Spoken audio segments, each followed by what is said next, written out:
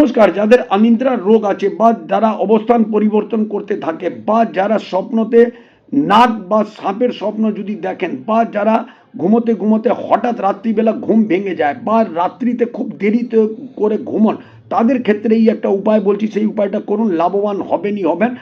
শিব ঠাকুরের 5খানা কন্যা আছে, তাদের যদি নাম নিয়ে আপনারা ঘুমোবেন, কিন্তু কিভাবে ঘুমোবেন সেটা বলছি, আগে 5খানার নাম শুনে নিন।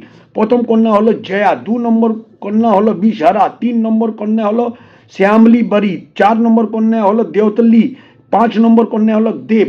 আপনারা যখনই বিছনায় ঘুমোতে যাবেন, বসবেন, বসে আপনি একটা গ্লাসে জল নিয়ে হাতে একটু জল নেবেন, প্রথম কন্যার নাম নেবেন, জলটা আচমন করবেন, খেয়ে নেবেন।